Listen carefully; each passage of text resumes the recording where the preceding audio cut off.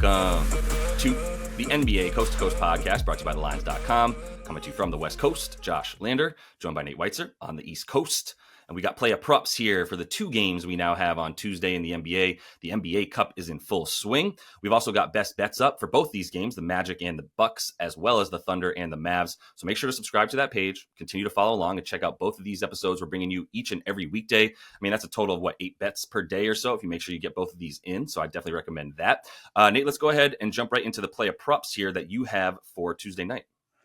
Yeah, I'm going to go with Kyrie, not Luka, who, as we were saying, has temptingly low props right now. But I think, Kyrie at 21.5 points, lower bar. And I just think that Luka's going to get so much more attention, obviously, because he's been red hot because he is the son of this offense. And Lou Dort, it does a pretty good job on him. I think there is something to the fact that Luka struggled in the playoff series against OKC. Still got the peripheral stats, so no qualms there if you want to take that 16.5 rebounds, assists. But I think for Kyrie, big game player, bucket getter, he has stepped up and especially on the road, 7 more points per game on the road this season. It's 27.8. Even with Luka in the lineup, like his usage is down, his points are down, but it's still 24 a game. And his 3-point percentage, because of the quality of looks, goes from 37 to 53%. Like we mentioned, PJ Washington and Najee Marshall both sick. So even if they're able to go, might not be as reliable on these corner shots. Clay might get played off the floor, to be honest, with his defense. So they're going to really need Kyrie to spot up and hit some threes, and it's juiced to the over for him to get 3 of those. He's getting to the line. OKC has given up a ton of free throws, right? So, I mean, how much is OKC going to mortgage their offense to put Alex Caruso on Kyrie?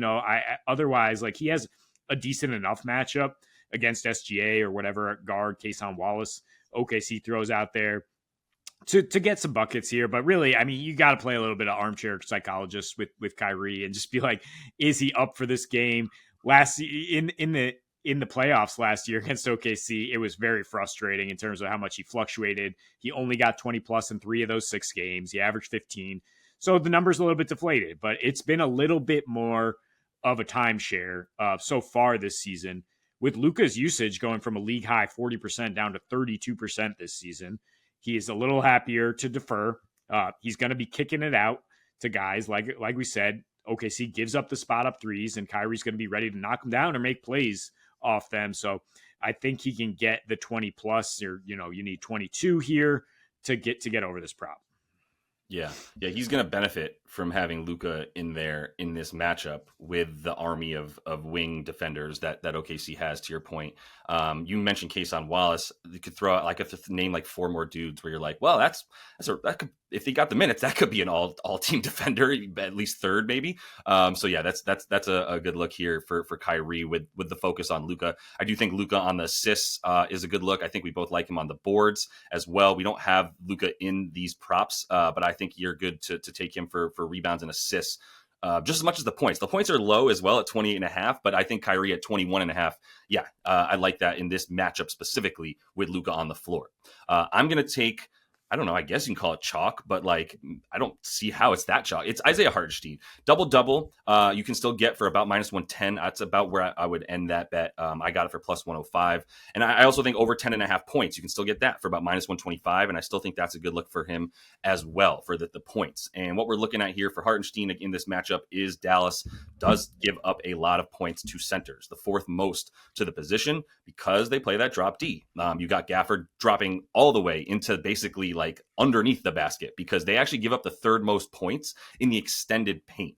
And Isaiah Hartenstein is scoring more than half of his points in the extended paint specifically, not in the restricted area. In the restricted area, he's only scoring 44% of his points. In the extended paint, non-restricted paint, he's scoring 54% of his points, and he's taking half his shots. And he's got a lovely little push shot from anywhere 8 feet and in that he's been hitting since he's been on the Knicks. And God, do I miss him on the Knicks. Could you imagine him with Cat in that front court? That would be absolutely beyond filthy. But more importantly, they couldn't afford him. So with that matchup in mind, where he's taking his shots, Dallas giving up points because of this, what we're saying, I really like this for him, for him to have about 8 to 9 attempts, which I think will be good enough for him to get the 10 points that we need, or the 11 for the just the points bet. But he's also just playing a lot of his more minutes in games that they need him. So I like the fact that we're getting value from the fact that in the last 3 games, they've won 2 of them by 27 and 37 points. And as a result, he's played like sub 30 minutes in all of the last 3, and only 22 in one of those with foul trouble against the Jazz, 27-point win. You get my point. Those were all like outlier games. This is not going to be a 30-point blowout, I would imagine, on either side. So if you put him at 30 minutes, right, and then you look at what he does when he's on the floor with the guys he's going to be on the floor with. He's going to be on the floor with SGA, Dort, and J Dub, right? Then insert Kason Wallace, Alex Caruso, Andrew Wiggins. Did I say Andrew Wiggins? I meant, Andrew Wiggins. No. Aaron Wiggins. There we go. Wiggs is going to be out there as well. I think he's been starting to. He looks really, really good this season. It's crazy. Imagine if Aaron Wiggins was on. There's like 6 teams I could be like, oh, he'd probably start for that team actually. But anyway, the with that lineup out there, his job is to rebound. We know that. So he's averaging 0.42 rebounds per minute when he's on the floor with those 3 dudes, and then insert 5th guy. You extrapolate that out, right? And he should be looking at about 12.5 points in 30 minutes. If he plays just that amount, I would give him a little bit of a bump because of the matchup. And I think 13 points is a good projection for him in this game at 28 to 32 minutes. So I like this at the over at 10.5. And as far as the boards go, like that's his role. There's only been the couple games where he has gone under in the rebounds because wasn't playing the 30 minutes, wasn't even playing 28 minutes. So that's where I'm at with Hartenstein in this one. Both those bets are good for me. Yeah, and he's still gone over the assists in basically every game with this Also team. true. Yeah, we talked about how involved he is as an elbow facilitator based on the data there. So, I mean, that might be a look to pair with the assists. I like going for the points, even though the rebounds are what's most reliable because, the number's just getting so high. And that's really the chalk, is saying points plus rebounds for Hartenstein. And you're saying I'm not going to depend on those boards. I just think he's going to have some scoring opportunities. Let me go under Jalen Suggs, 29.5 PRA, and it's minus 120, but I think it's pretty reliable here. Like I don't see him just being the guy. Like I said in the best bets, Orlando does not have a dude right now. Both their dudes are out indefinitely. And so that leaves Jalen Suggs as the number 1 option. And yes, it worked out somehow for him and Goga to lead them to a win against the Phoenix Suns. I don't think it works out again here, even in a juicy matchup, which you look at it on paper, it's like point guards just kill the Bucks. Like Dame can't guard anybody. Look, most point guards in the NBA have a lot more offensive skill than Jalen Suggs. Like he is a gritty guy. He's a great competitor. He can hit open threes if somebody else is setting him up. Is he really just going to facilitate and roast Dame with help? I mean, the Bucks are going to be aware that there's not many other weapons out there. Is he really going to hit 4 3-pointers for a 4th straight game? A guy who shoots 31% on the season and hits about 2 a game, and the Magic overall are the worst 3-point shooting team in the NBA. So how much respect do the Bucks really have to give to other guys, like to focus in on Suggs? He doesn't average much against the Bucks. 2 of the last 2 matchups were in April. Whatever. So throw those out. But in a November game, I mean, he did get to 20 points, still 2 rebounds, 2 assists. Like he is not a guy who's going to fill up those other stats. And he got 10 free throws for those 20 points, by the way, in an Orlando win. We expect this one to be going the other way in terms of the Bucks limiting that. The Bucks have been playing much better defense lately. And Suggs is 7th on his team in rebound chances in the last few here, even with, Franz going down on top of that. And he only has 7 potential assists. These are not like huge numbers to say he's reliable for 30 PRA, regardless of the matchup. Yeah, a couple of things. I could not agree more. A couple of things to add to what you're saying. One, Jalen Suggs is going to have to keep scoring off the pull-up. That's what he did against Phoenix.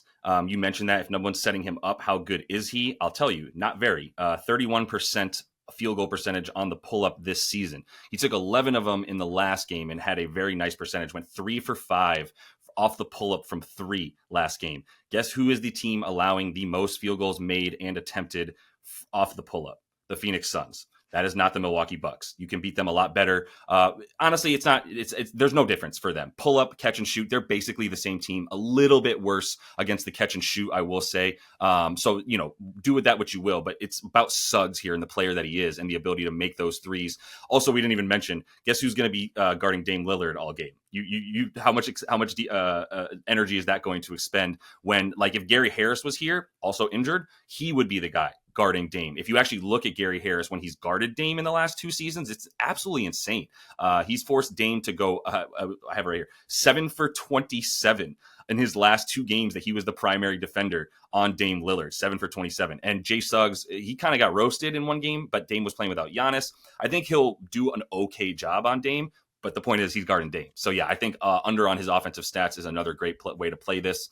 I'm going to take a bet here that has moved in my favor, CLV speaking here, Goga Bitadze, over 7.5 rebounds. I've hit Goga in the right moments in time, and this isn't quite as much the right moment in time. Like the way I've been eyeing and targeting Goga Bitadze props for the over is when he's playing teams that don't have a center that he really needs to guard, like when he has to guard, like when he had to guard Joel Embiid, for instance, right? In a Magic and Philly game, it was like, yo, don't go over on Goga.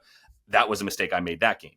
You could say I'm falling into the same trap here with a very good team defending centers, limiting their points to like the top 5. They're at limiting their points, top 10 at limiting their rebounds, or top 15 at limiting the rebounds to centers for Milwaukee. So I get all of that. And part of that is going to be you have to go out and guard Brook Lopez on the 3-point line and take away that stuff. And I get that. But I just think Goga is too important at this point. Like they don't have a true center outside of him. I'm not really willing to call Mo Wagner a true center. So the give and take here for Goga is like, is he going to get fewer minutes than he got last game where he played 31 against the Suns and had 22 rebound chances and 16 rebounds? Is he going to have anything close to that type of usage and involvement? Or is he going to be the dude that gets taken to the bench because they need Wendell Carter Jr. and Mo Wagner to hit threes against Brook Lopez's drop defense? I can see that. But at 7.5, minus 125 for the boards, I still liked the over, because of the situation that there's nobody else. There is nobody else. Even in the last game where against Philly, they had Franz Wagner. They had another 6'10 dude that could come in and at least help guard the 4 or the 3 or what have you, right? Against Phoenix, the fact that he was out there when the centers were either the Rook, whose name Isho I'm not going to try to pronounce, or Mason Plumlee, and Mason Plumlee only played like 20 minutes. The fact that he was still out there guarding a very versatile center means like, okay, that's one part of it. He's going to be needed. They've clearly said he's like a top 3 most important player on their team. I would argue second most important. He had the second most touches on this team against Phoenix, and was obviously second scorer, second in usage and shots and all of that. So his involvement on the offense is just as much as it was on the boards. I don't know how you keep him out of there for like 30 minutes, for less than 30 minutes, but even if he plays 25 and you look at him this season on the floor with any combination of players that is not Paolo and Franz, he's looking at a really good, it's about 0.36 rebounds per minute. You give him 25 minutes in this game, which would be 6 less than he saw last game with that massive usage. You're still talking about 9 boards for the way that he's rebounding. So to give that little bit of disparity there between needing 8 and him averaging 9 in fewer minutes than I project him to play, I think he's good for 9 to 10 rebounds in this game. So I'll take that at 7.5. If you get this at 8.5 only, I would not be taking this for worse than plus 110 at 8.5. That's where I limit it, because now you're talking about much more of a 50-50 shot. And I give this thing about a 60-40 shot of hitting at 7.5. Yeah, the worries on the offensive end, I think, are outweighed by what we talked about with how much trouble they're going to have stopping Giannis on the other end, right? And Goga being a much better option back there. So I think that probably gets him through in terms of the minutes you need for this. I mean, Jonathan Isaac has been he was right. DNP with a hamstring 2 games ago, but then just a coach's decision last time. So that's kind of the only threat, I guess. But I mean, he's not going to exceed like 15 minutes. Isaac, they tried to put him at the 5 in the playoffs last year. It did not work. So I don't necessarily see him eating into this a lot. So I think Goga's going to have to be out there just to try to contain Giannis. Yep, exactly. Contain Giannis, not one-on-one. I think Wendell Carter Jr. will be the guy guarding him one-on-one, which is also why I'm a little bit weary of Wendell Carter rebounds. I think if you can get him under 7.5 boards, it's a look. The Bucks are limiting power forwards to the 8th fewest rebounds per game, in part because they have Bobby Portis coming off the bench. They got Giannis, but also because if you're guarding Giannis, you're guarding the guy shooting 25 times a game, and you're getting bulldozed under the rim where it's not very easy to get rebounds. So I'd be fading Wendell and going with the centers in this one. Maybe some Mo Wagner 3s because of his usage, and they will want that. So either way, I do like that one in this game. So that's all the time we have for you in Play of Props. Definitely want to make sure to subscribe to that page. Check out best bets that we have for these 2 cup games as well on Tuesday night and the rest of this season. And until we see you next, happy betting.